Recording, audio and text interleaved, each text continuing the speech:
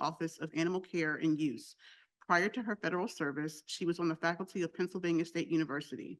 She has consulted, lectured, and published on various topics related to agricultural animal health and welfare, aquaculture, emergency response, and contingency planning, biocontainment and biosecurity relevant to animal program operations, research safety, and occupational health. Dr. Harper received her DVM from Louisiana State University prior to starting her professional career in large animal practice. After several years in clinical medicine, she enrolled in a postdoctoral residency and master's program in comparative medicine at the Pennsylvania State University College of Medicine. Dr. Leslie Colby, Vice Chair, is a professor and senior director of animal resources and operations in the Department of Comparative Medicine, or DCM, at the University of Washington. In addition to her clinical instruction and research duties, her responsibilities include shared oversight of the daily operations of DCM-managed animal facilities, as well as coordination of the renovation, design, and construction of research facilities. She is board certified by ACLM, is the vice president of ACLM, a past president of the ASLAP, and is a member of the ALAC International Council on Accreditation. Dr. Colby received both her DVM and MS from the Virginia, Maryland Regional College of Veterinary Medicine. Over to you all. Well, thank you for the introduction. I hope the audience can hear us better. We've had a few technical difficulties this morning, but I think we've been able to resolve them.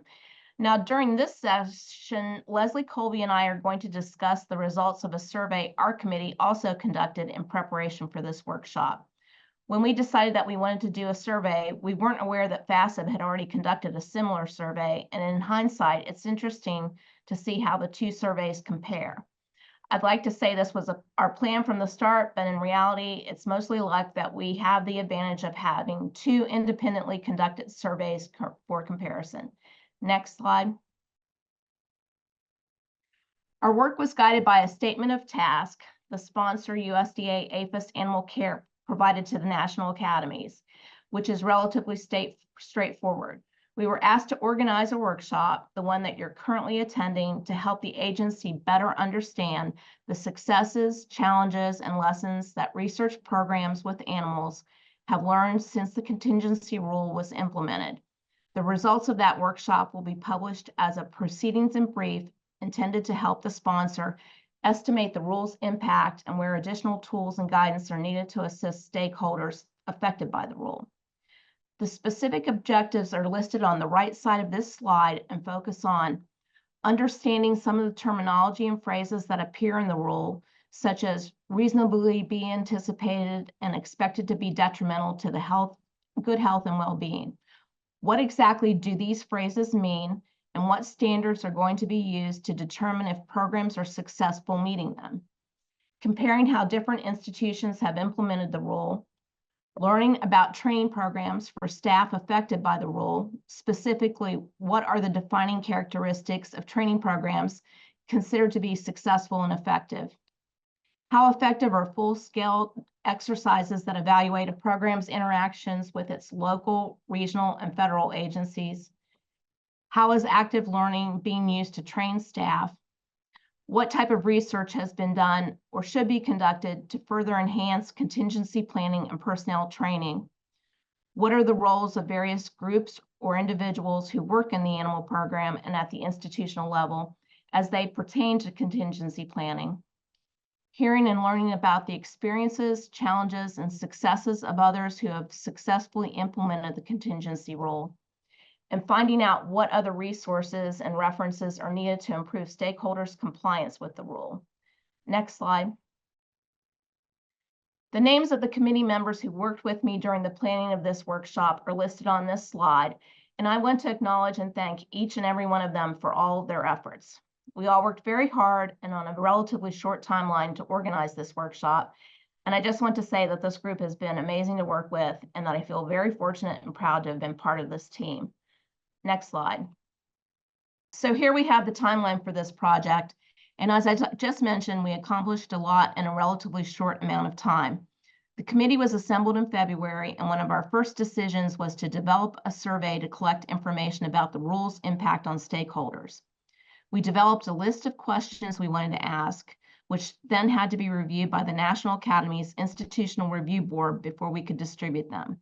We received approval and the survey was launched on April 23rd and closed on May 12th.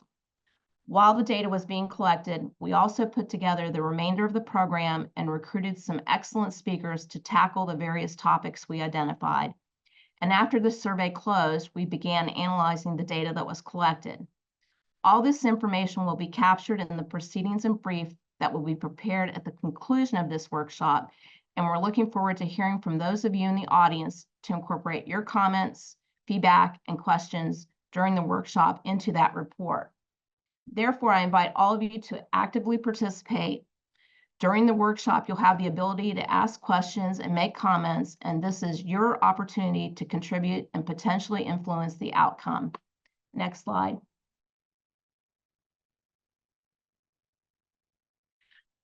This slide recaps the survey process, beginning when our committee was assembled in February 2024, and all the steps involved before the survey could be distributed.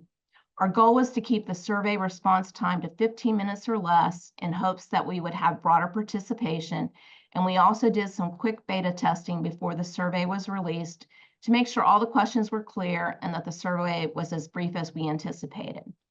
And at this point, I need to express the committee's sincere appreciation to all the organizations that are listed on this slide, specifically ALAS, ACLAM, ACVPM, ALAC, and ABSA, for their help in making sure that this survey reached a large, diverse audience within a relatively short time frame. We received more than 200 responses, but limited our analysis to 195 respondents who indicated and that we were able to confirm through other program demographics and animal data were in fact associated with a research animal program registered with USDA. I should disclose that the surveys were anonymous and we did not set any limits on who could respond, so this left open the possibility that we could receive more than one response from the same organization. However, after scrutinizing the data, which I've spent many days doing by now, I don't think this was the case because the responses we received appeared to be adequately stratified, suggesting that the pool of participants was adequately diverse and not overrepresented by members of a single program or group. Next slide. We used a screening question to determine if a respondent was associated with a research animal program and whether that program was licensed or registered with USDA APHIS. Nearly all of the respondents indicated they were, and we also found a few who responded no to this question, provided contradictory responses to other questions, such as the number of animals they had or the species they worked with at their institution, suggesting to us that they may have misunderstood or misinterpreted what was being asked. Next slide. We were also interested in knowing what types of organizations participated and asked each respondent to assign their institution to one of 5 different categories. This slide shows a breakdown by percentages of those different categories. You'll notice the number of commercial programs, which we defined as representing animal vendors, which is much smaller than the other categories. So we merged programs identified as commercial with those identified as industry, which primarily included pharmaceutical and biotech programs for the remainder of the analysis. Programs representing academia made up the largest percentage of respondents, and we further divided those programs according to their presumed size into small, medium, large, and unknown, based on the types and numbers of animals they reported. We received the highest number of responses from academic programs that we characterized as being small. The category described as other represented animal programs that reported being private or nonprofit research institutions and hospitals. Next slide. We were also interested in knowing each respondent's role in the animal program, as shown in this graph. The highest number of responses came from veterinarians, followed by individuals serving as IACUC administrators. Respondents identified as other included safety professionals and staff who were assigned or fulfilled more than one role in the animal program. So this would include the scientist who also serves as an IACUC member, or the scientist who is also an organizational leader. Next slide. And this is a breakdown of respondents for various types of institutions. You can see that veterinarians were the dominant component in all of these groups, and participation among the other roles varied. Looking at the government sector, none of the respondents was an animal facility worker, and no IACUC members responded in the other group. Next slide. We then asked each respondent to indicate the types and estimated numbers of animals at their respective institutions, which we used to confirm they were associated with an animal research program, and we also used that data to roughly estimate their size and complexity of each of these programs. Institutions ranged from those that were relatively small with only one or a few species to those that were much larger and had many more animals in total, and also a wider range of species. Next slide. To further define survey participants, we asked if they knew about the contingency rule and its requirements, and found that over 90% indicated they were familiar with the rule. However, an interesting side observation is that many of those who indicated they did not know about the contingency rule also responded that their institution did have a contingency plan. Next slide.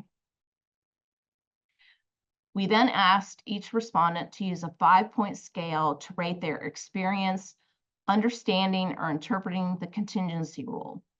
More than half indicated they found the rule moderately or very easy to understand, whereas only 12% indicated they found it moderately or very challenging and difficult. Next slide.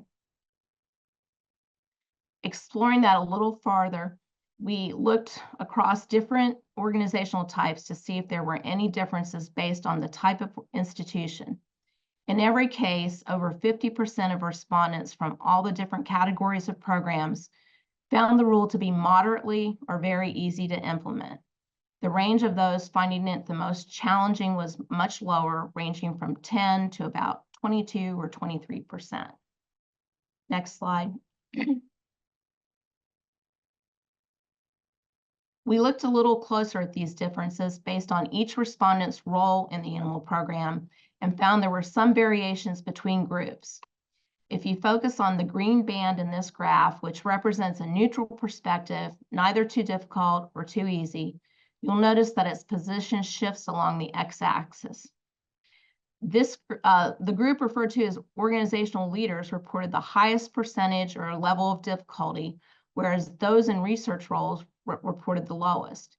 And what's interesting is that most of the participants in these groups indicated they were not highly involved in the contingency planning process.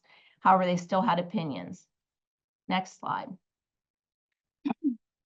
Respondents also provided free text comments and feedback based on their own challenges interpreting the rule, some of which are captured on this slide. Many felt the USDA rule was not overly burdensome because their program already had an established disaster plan based on recommendations in the Guide for the Care and Use of Laboratory Animals.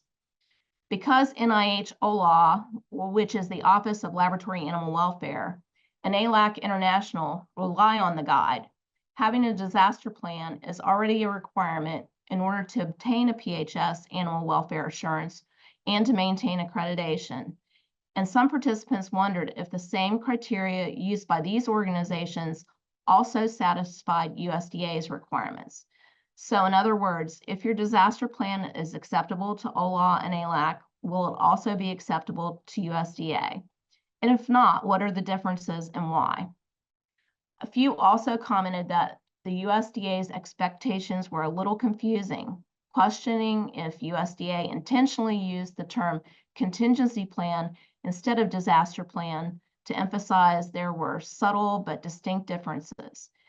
There were also some respondents who objected to the use of terms like detailed evaluations, which they felt was too subjective and could lead to different interpretations and expectations in terms of records that they kept to document when plans were reviewed, the results of those reviews, any revisions that were made, and how employees were trained and assessed. Next slide. Most programs, almost 90%, indicated that they did have a contingency plan specifically for the care and management of animals during an emergency.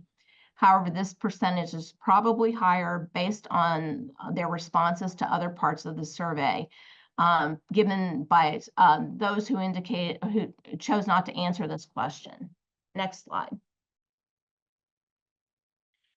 Respondents were asked to describe how they contributed to the contingency plan at their institution by noting their level of involvement in all of the various plan components. This graph shows that breakdown, with the largest number of respondents reporting they participated in the development and/or review of plans. By comparison, involvement in training was much lower, with only 18% of participants reporting that they had contributed or were responsible for training. Next slide. This graph further breaks down the level of involvement across various roles in the animal program. Contributions by veterinarians, organizational leaders, IACUC members, and those in the other category, which includes your safety professionals, was relatively even for all of the functions listed, whereas researchers were less likely to participate with developing plans or providing training. Next slide.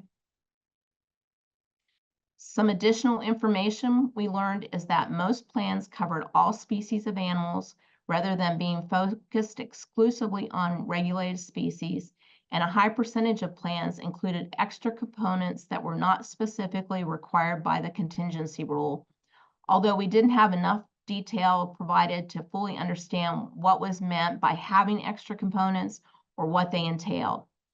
Most plans were also developed by a multidisciplinary team, which almost always included veterinarians and animal facility staff.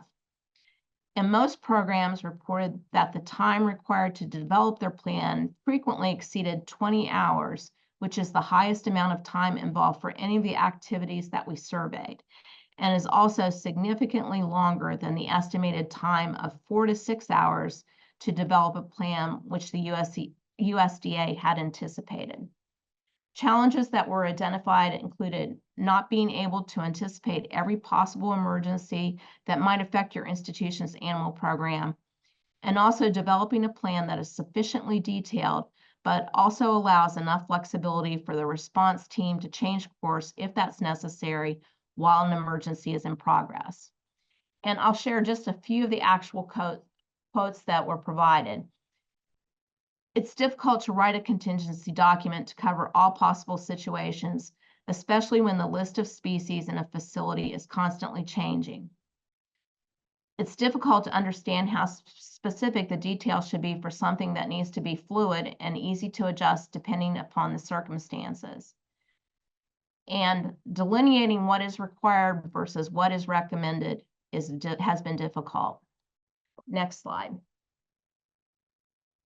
Here's a breakdown of the amount of time that our respondents reported was necessary to develop plans, and you'll notice that half indicated more than 12 hours was needed. Again, that exceeded USDA's estimate. Generally speaking, respondents participating in the survey across all organizational types spent the most amount of time and effort developing their plans as compared to other equally important procedures such as reviewing and revising plans, implementing plans, and training the response team. Next slide. We asked about APHIS Form 7093 and found that about 66% of our respondents knew about this form, which, as you've heard, USDA provides as a template to assist programs with developing plans. Of those who knew about the form, nearly half used the form as either a template or as a reference document to build a plan, with the remaining half choosing not to use it.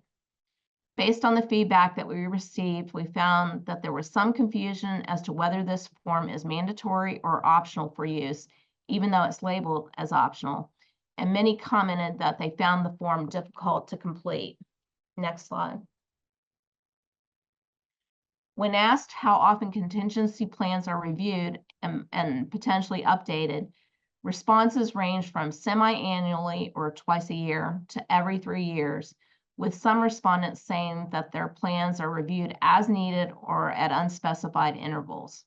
However, most programs indicated their plan was reviewed at least annually. Veterinarians and IACUC members contributed to most of the review effort, with about 71% of those who responded indicating that the reviews could be completed in less than 8 hours. Some of the challenges that were reported included not knowing who is the best qualified or who is responsible for reviewing plans, what criteria or elements should be included in the review process, and how the reviews need to be documented. Next slide. About 79% of survey participants indicated they had revised their plans since the rule went into effect in July 2022. The top reason given by most institutions is that, according to the regulations, their plans must be reviewed and updated on a regular basis. However, some institutions also revised their plans specifically because the USDA contingency rule went into effect, or there was an event or internal review that identified focused areas that needed to be updated, or the animal program had changed in some way that was significant. And sometimes plans were updated and modified to incorporate new information and technologies that the institution acquired through experience or through interactions with colleagues and subject matter experts. Next slide. Okay, so throughout the survey, many questions and concerns were expressed regarding training. In fact, I would say it was the topic prompting the largest number of open field comments, and issues related to training were raised in nearly all parts of the survey. But first, let's look at the methods programs are currently using to deliver training. So in this slide, types of training modalities are listed on the y-axis, while the x-axis indicates how many times that modality was selected. Respondents were allowed to select as many modalities as was appropriate to their institution. It should be noted that 26% of survey participants did not answer this question. However, for the 73% who did, this slide shows that a large proportion of programs are utilizing didactic or lecture-based instruction, either in a group or a one-on-one setting. Smaller numbers provided interactive training in a group setting, while others utilized remote instruction, including those conducted in real time or recorded for asynchronous viewing. Other programs provided instructional materials, such as copies of their written contingency plan, for their personnel to review independently. Very few programs involved individuals external to their institution in their training efforts. Next slide. Interestingly, over 40% of those who answered this question indicated that their programs utilize only one training method. So, for example, they only provide didactic instruction, or they only provide web-based recordings. On the other hand, roughly an equal number of programs appear to be utilizing two modalities. However, some respondents commented that the type of training a person receives can be influenced by scheduling issues, such as for personnel who are absent or unavailable during a program's regularly scheduled training session. 14 respondents reported use of self-study training, which we interpreted to mean independently reviewing components of the written plan or associated SOPs and guidelines. Of these, 7 small academic and government programs used self-study exclusively, while 5 used self-study in tandem with another modality. Next slide, please.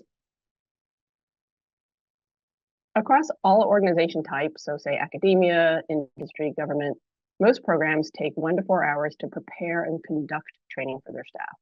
However, the proportion of respondents indicating 4 to 8, 8 to 12, or greater than 12 hours was higher for government or academic institutions. In fact, all respondents who selected greater than 12 hours represented government or academic institutions. There could be multiple explanations for this, including the size of these institutions' annual care programs and the number of personnel. Next slide. Not too surprisingly, most respondents indicated that the staff at their facilities have received training regarding their roles and responsibilities pertaining to the institution's contingency plan. As you recall, the contingency plan rule or contingency rule required that all personnel be trained to their institution's contingency plan within 60 days of its implementation, and it defined maximum timeframes for the training of new hires and retraining of all personnel following significant changes to that institution's plan. As this table shows, most institutions appeared to meet those time requirements, but a small number did not. or at least the respondents weren't aware if or that they had.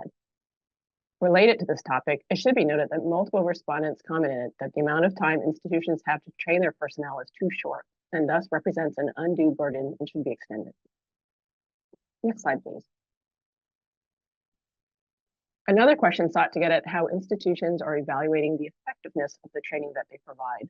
So how do they know if their personnel are obtaining and retaining the information and skills needed to properly respond to an emergency?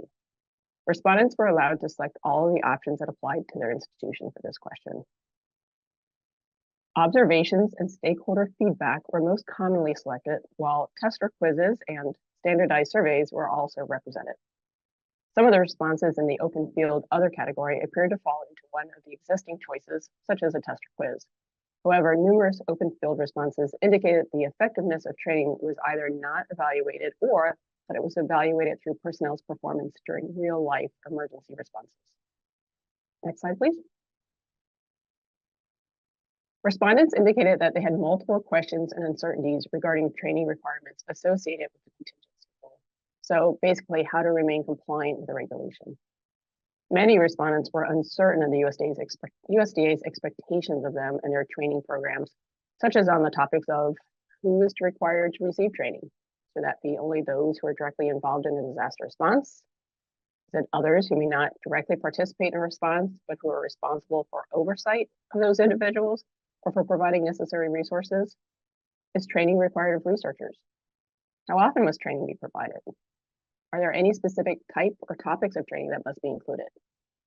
For situations in which a large range of emergency situations could arise, so for example, HVAC failures, plumbing failures, multiple natural disasters, do they need to demonstrate training for each type of incident, or is a more general training acceptable? And also, how and to what level of detail must training events be documented? To be clear, in my interpretation of the responses to this question, I don't believe individuals were necessarily wanting guidance on what constitutes a minimally acceptable emergency response training program. Rather, they wanted guidance on what they needed to include in detail in their contingency plan and associated documentation to demonstrate that they were compliant with regulation. Next slide, please. Participants were asked to identify the parts of the contingency rule they found most difficult to implement.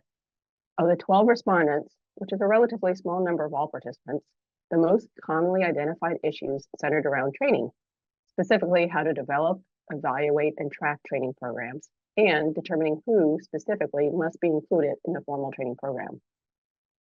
Identifying the supplies and resources that would be required during an emergency response was also commonly selected. This was likely prompted as programs were trying to determine how their responses and needs could differ substantially based on which of the wide variety of incidents they may have to face. Another common concern expressed throughout the survey, and as right in response to this question, was uncertainty in the USDA's expectations of the scope and details that a program needed to include in their written contingency plan. Next slide.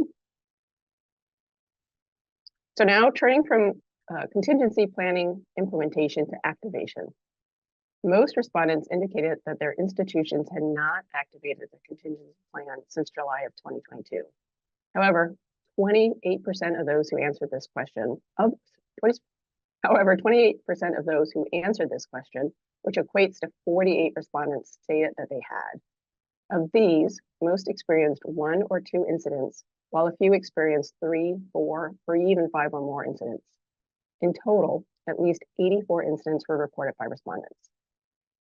It should be noted that individuals or programs may have different thresholds for what constitutes an incident or event requiring activation of the institution's contingency plan. For instance, localized flooding from a leaking pipe or loss of HVAC function to a single room may prompt one institution to formally activate their plan, while at another institution, these same events, while not viewed as any less urgent or important, would be considered more business as usual and not prompt formal activation of their plan. Next slide, please. So to the question, what types of incidents occurred since 2022? This slide shows the type and number of incidents that were reported by the respondents. Natural disasters and utility and HVAC failures were most common, while fires, security incidents, other equipment failures, and animal escapes were also reported. Next slide. Overall, respondents reported that their contingency plans did perform well under emergency conditions. Only 12 total respondents, or 7% of all respondents, reported encountering difficulties. Most of these respondents were from small academic institutions, and they cited more than one possible cause of the difficulty, as opposed to a single precipitating event. In general, respondents rated their plan's performance as excellent or good in 4 specific aspects, including the plan's overall performance, identifying specific tasks and responsibilities that had been performed or fulfilled, recognizing individuals' roles within the emergency response, and understanding and implementing an organized chain of command. With that said, the rankings of some respondents indicate some room for improvement in these areas. Next slide, please.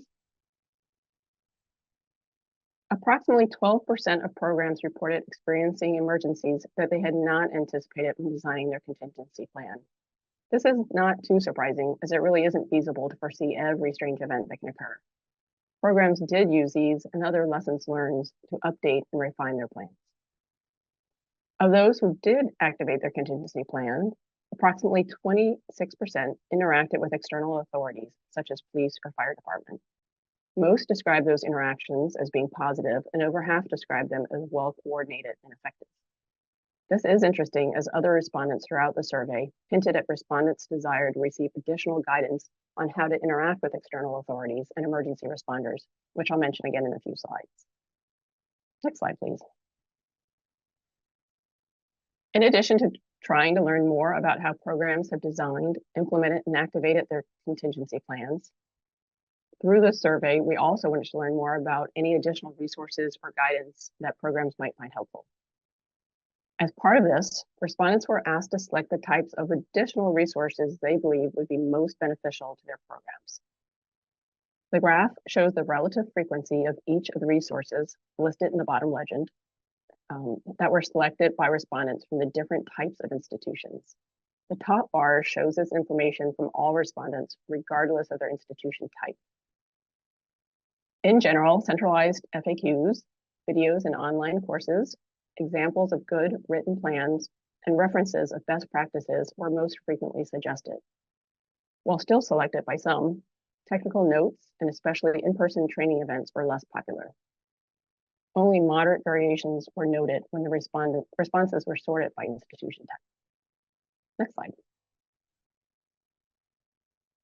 Open field responses to the question of what additional resources would be helpful included example practical contingency plans, meaning examples of written contingency plans that were shown to be useful during real-world events, recommendations for strengthening training programs, such as examples of different ways in which training could be provided, as well as recommended training components, templates and tools to conduct tabletop exercises, clear guidance on how changes to existing plans should be documented, and lastly, guidance on balancing the protection of human safety with the protection of animal safety and welfare, while still being viewed as compliant with contingency rules. Next slide. Lastly, we gave respondents an opportunity to provide comments on any topics of their choosing. While there were too many to review as part of this brief presentation, a few comments were repeated either in responses to this specific question or in responses made across multiple survey questions. Before kind of talking about some of those, I did want to point out that many institutions did indicate that they had established disaster plans. Therefore, they found it relatively easy to fulfill contingency rule requirements. Based on multiple comments, there appears to be some confusion regarding the content or wording of the contingency rule itself. Namely, a couple questions implied that their authors believed that the written contingency plan required by the USDA must be a unique document, that what institutions often call their disaster plans or emergency response plans could not be recognized by USDA to serve as their continuity plan. Some responses also suggested that there was a misunderstanding that the use of the APHIS Form 7093 is a requirement, when in actuality its use is optional. A couple commented that it would be useful to have greater clarity regarding the requirements and recommendations pertaining to disaster plans as indicated in multiple documents or by select groups, such as the contingency rule, the guide for the care and use of laboratory animals, the Animal Welfare Act, OLAW, and ALAC. A comment was also made about the importance of animal-specific emergency response plans integrating well within institutions and possibly a city's or region's larger emergency response plan. Next slide. Other comments included the need to keep emergency response plans relatively simple so they can be nimble and easily adapted to unanticipated and changing conditions. This implies that written plans should not be overly detailed. Again, many comments were made both in response to this final question as well as throughout the survey regarding the need for additional training resources and recommendations. As mentioned earlier, some felt that the limited amount of time institutions are allowed to train new hires or retrain existing personnel following the plan's revision is too short and should be extended. And lastly, respondents appeared to recognize the value of involving external emergency response personnel in their plan development, revision, and training, but were uncertain how to initiate this process, as well as the level of involvement they should expect or request of these personnel. Next slide. I did want to take the opportunity to thank everyone who responded to the survey and the organizations that distributed it to their membership. Due to time constraints of the workshop, the survey was only open for a very short period of time, but despite this, we received a large number of responses with many insightful comments. Lastly, I do want to mention that these slides, as well as the survey results, will be made available on the workshop webpage very soon. And with that, I'll turn it over to Nia. Thank you for that. Now we'll take a couple of questions. These questions will be directed to Naomi, Susan, and Leslie. The first I have is a comment, and it says, it takes a lot of coordination with and other entities, but we did a tabletop exercise after we created our plan, and it was very useful. We hope to do another one this year. It helped a lot to identify weaknesses we did not foresee. Anyone want to comment on that? I actually appreciate that comment because we had a lot of that come through in our survey as well. And we feel like that's something that could be implemented across different institutions, is this need to debrief after an emergency and really figure out what worked well, what did not, what were the pain points, what were some of the challenges that we need to work through. And that can maybe be used to help facilitate other institutions, maybe those that have less resources, to figure out how they can better prepare. So I do appreciate that comment. We saw that a lot. And I'll piggyback on that too. And I think sometimes like we tend to get tunnel vision. We look at things from our own perspective based on our experience and our discipline that we and I think it's always better to include people from different backgrounds with different experience who focus on different things and may point out things that we're sort of blinded to. So including a diverse multidisciplinary team is always a good idea. And one more comment, having multiple modalities that people are using for their training. So, didactic can have its place, reading the plan has its place. In order to, having maybe tabletop exercises, maybe some actual on the grounds, boots on the ground exercises are also, they're all going to point out different points of your plan and things that might need to be improved. So as much as people can cross their training efforts, I think it's probably best. And if I can just put in a plug for day 2 of our workshop, we have a speaker who's going to speak on different training modalities tomorrow.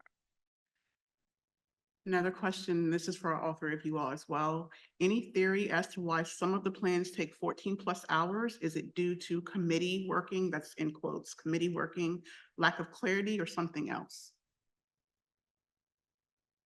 I'll do one possible thing is different sizes and complexity of institutions. So if you're an institution that has 1 room of animals and 2 investigators, maybe it's not going to take quite so long. If you're at a large, say, academic institution, you might have 17 different buildings, 12 different species, some of which can move, be relocated, some that could not.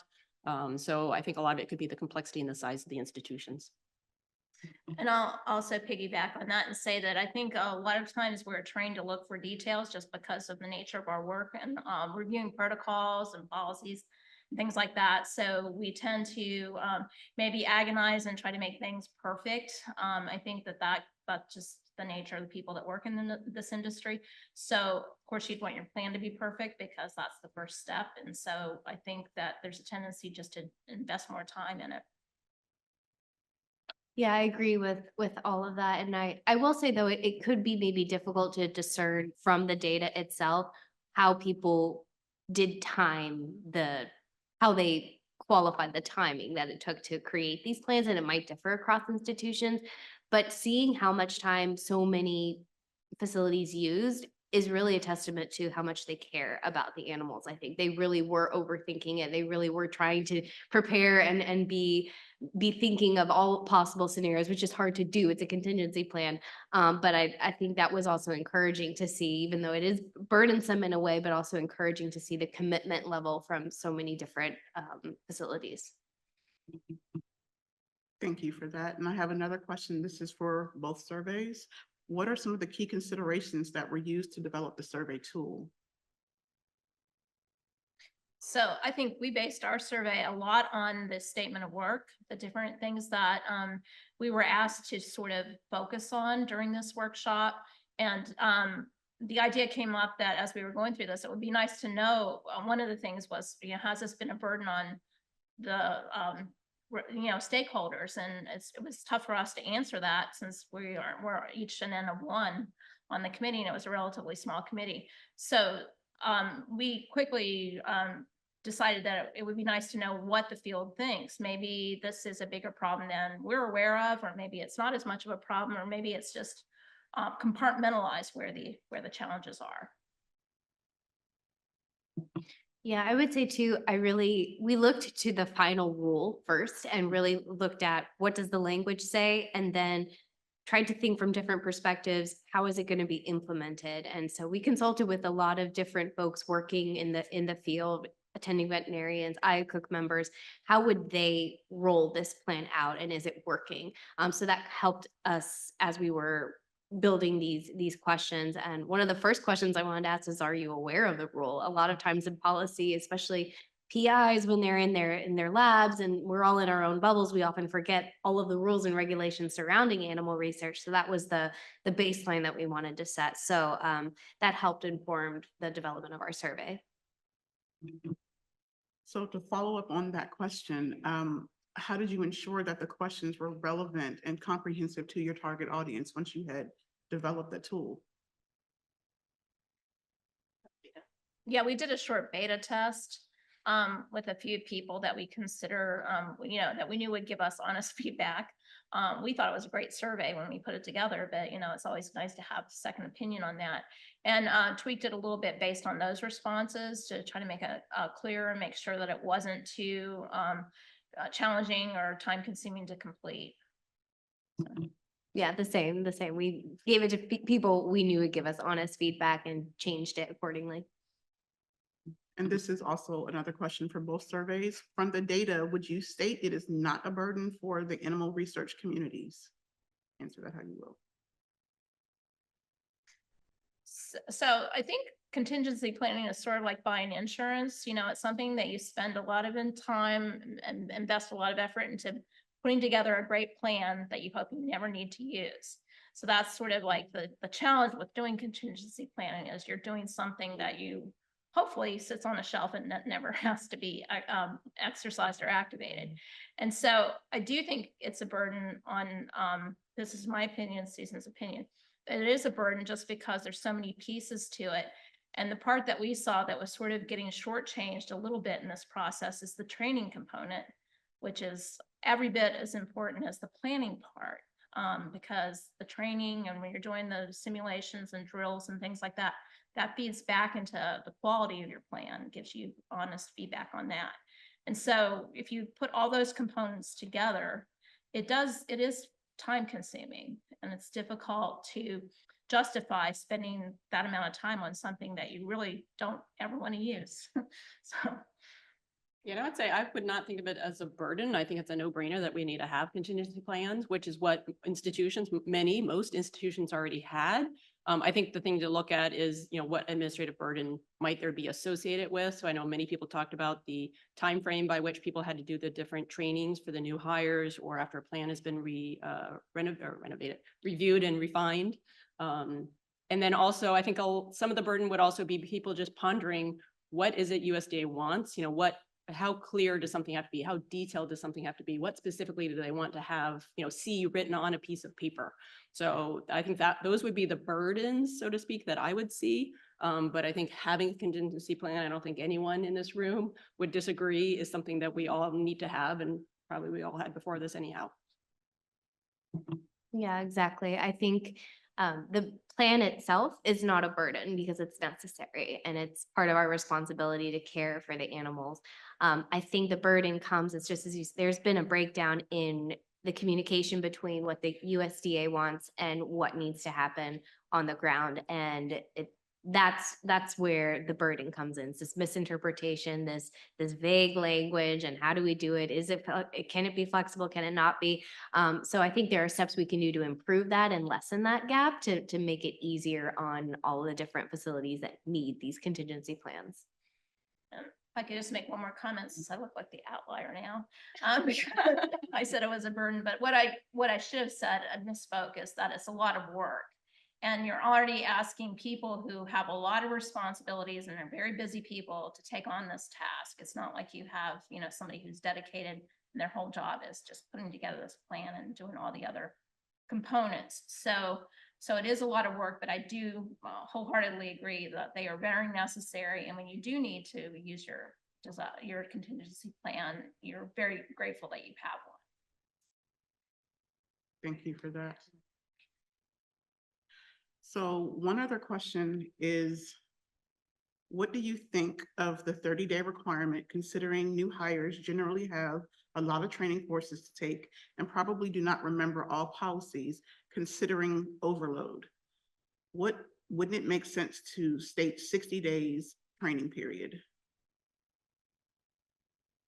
I would say the 30, in my opinion, 30 days is super fast. And I know at our institution, just to get someone released to work independently, it's minimum of 60 days just to go do your job. So I don't think we'd be relying on them too heavily during that time if there was an emergency response. So I don't know what the right number is. 30 sounds awfully early. And of course it would depend on the institution type. So I know you can't write that in for every rule for different types of institutions, but yeah, it does seem to be awfully quick for many of the reasons that people in their comments and elsewhere have stated.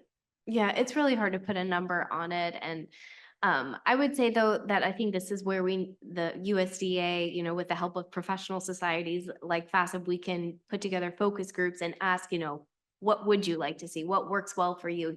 What are the areas that are hardest for you in terms of onboarding your new staff, and really kind of figure out from there and then reevaluate the rule and see if that needs to be adjusted a little bit. So going back to the folks that are actively involved in this, rather than coming out with a new rule and saying, okay, we changed it to 60, but maybe 60 doesn't quite work for everyone. So I think we still need to have that communication first. And I would agree. I think that that's something that probably should be looked at again.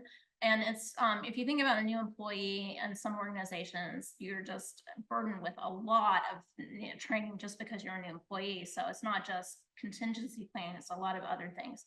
And because you're sort of overloading the new employee with all this information, sometimes the most important information isn't retained. So there's probably a need to look at that again, maybe phasing it in, or maybe doing short snippets, and building up to and reinforcing those and building up to where the person is considered competent. And there's a lot of different mechanisms for doing that. So I think it should be more of a performance-based outcome than just maybe having a hard point that applies to everybody. Thank you. Next question.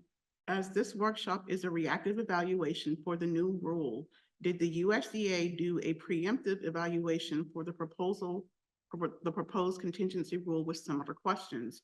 If they did, were any of the same issues noted seen in this evaluation? And I don't think I can answer that. I mean, I can't speak on behalf of USDA, so I'm not sure. We'll follow up with Louis about that question.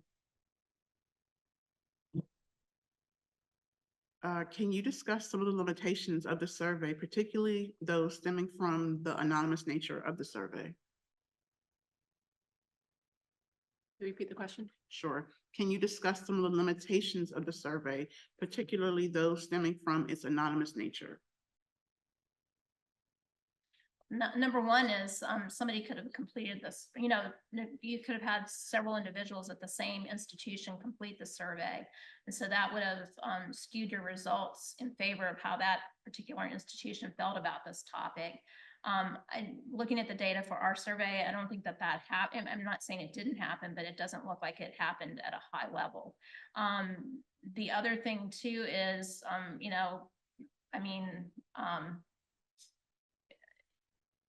yeah, that was the big thing, I guess. Do you have any other? Also, multiple people from the same institution might have responded, and, kind of getting to the, how long does it take in order to, plan your plan? It's what that person who responded, what they know of what they did or what their buddies did, not necessarily knowing what everyone in the institution. So for like an example of the amount of time it took to do things, I think it's probably grossly underestimated, because again, you don't know from the, president of the institution all the way down who did what and how much time it took for them. Yeah, that's sort of where I was heading, and I lost my thought, but it's, you get the opinion of one person, and that may not reflect the institutional level of effort that went into putting the plan together. You're just getting that one person. So that person may have received the plan when it was almost complete and just made some minor tweaks, so it didn't take them as long. Whereas the person who initiated the plan may have put like hours into that product. Yeah, I would say all the same for our survey. Just the general nature of a survey comes with some limitations. But as far as the anonymity, I think that was one of the strengths of it. Is that we wanted to make sure that they felt comfortable, especially in the written comments, what they could share and say. So that really helped us get a sense of what the community was feeling. So. And I would agree with that. I think we got more candid comments because people felt free to say, what they really thought. So you always say that anonymity was a strength, not a limitation. Yeah. Yes. We have another comment. I think this was follow up to when we were talking about the 30-day requirement. The comment is, we do onboarding with every new hire the first week of work. We include the contingency plan in that training period and make the training available for review. If anyone wants to So comment. that's a good comment. And I noticed when we did the preliminary surveys before we presented the results of our surveys, a lot of the people in the audience had not participated in those surveys. So it's good to hear feedback from this group. I think that kind of talks again to what we brought up before of, so I understand totally why they're doing that. They're trying to get their training in within the required period of time. But in the first week, they may not even know, the contingency plan might mention a facility or a room, supplies that they're not even familiar with where they are. So I totally understand why people do it quickly as is required, but I think that's, people are hobbled a little bit with having to do it that quickly. It's worth thinking too that the new staff, they might not be the ones that are highest up on the chain of command. So they may not be as involved in the contingency plan if it needed to be activated. So that is something to keep in mind, but I understand why folks have to try and rush and try to get it all done in one, but you do want it's better to give more time and make sure it's done well rather than to rush and inundate your new staff with all the things that they have to be doing. So stuff to keep in mind. Thank you for that. We have a couple more questions and then we'll wrap the session up. Were there any significant differences in response rates across different institutional types or regions? We did not sort by region of the country. We did not sort by that. We did not ask a question for people to respond that we could sort by that. No, but we kind of went down a rabbit hole and we're still digging through the data, looking at the FEMA categories, the number of disasters since a time frame, and then looking at responses with the institutions in those regions. So stay tuned, I guess, for the FAFSA report that comes out on that. So we will have likely some interesting comments about region and see if that changes things. Thank you for that. Last question. Were there any surprising or particularly insightful pieces of feedback that stood out to you in looking at the data? I'd say two things that I think came through strongest, I think that we all emphasized, was training. Everything that has to do with training is people would like some additional information, documentation, what exactly is the USDA wanting to see written in a plan? And emergency responders. I think people see the value of involving emergency responders or outside authorities, but they're not really sure how to like start the process. You just call and hope someone answers and then, talk to the right person, or what's the process in order to involve them? And I think also some of the comments that we got back where people were asking for more resources or reported that this was more of a burden. Those tended to be the smaller programs. And so we weren't sure what that meant. Also, if we looked at the data, who was involved in all these different plan components. With the larger institutions, individuals who responded tended to be responsible for a certain aspect of the plan, whereas in smaller organizations, one person wore many hats and did everything. And so we weren't sure if that's because, well, the smaller programs have more simplistic programs, so their process is more concise and it's more straightforward, whereas you have a larger program, it's more complex and takes more time. So we weren't sure how to interpret that, but we did notice that the small programs tended to be the ones asking for more help. I would say two things that really stuck out to us was we were really pleased to see the level of coordination across different departments. So folks were talking to the IACUC chairs, as well as the attending veterinarians, as well as the emergency department. And that level of communication was not always present decades ago. So the fact that the animal resource and research team is being more integrated university-wide is encouraging. But secondly, we were really surprised to see the inconsistency in what USDA APHIS was communicating on the ground during inspections, or whether veterinary medicine officers are telling different institutions different things. So there is that breakdown again in that communication between USDA and the community. All of the inconsistent reports and the advice that they're getting, and then they have to amend the plans to what that one specific inspector is saying, is indicative that maybe there is a lack of consistency on both the institutional side as well as the USDA side that we need to maybe fix. And that's where scientific societies, that's where workshops like this can really be instrumental in help bridging that gap. But we were really surprised to see that. And that creates an additional burden, and that's what we want to try and alleviate, of course. Thank you all for your responses to that. And we have one final question to wrap up the session, or one final comment to wrap up the session. This again is going back to, I think, talking about the 30-day requirement. The comment is, I would posit that the new hire doesn't need to be fully proficient in the complete contingency plan, but rather need to know how to report problems to the appropriate supervisor or veterinarian. That's a great comment. Thank you. Okay, well then we will end it on that, on a positive note. We are going to break for lunch at this time, and we will rejoin at 1 p.m. Eastern time to begin with the afternoon sessions. Thank you, everyone.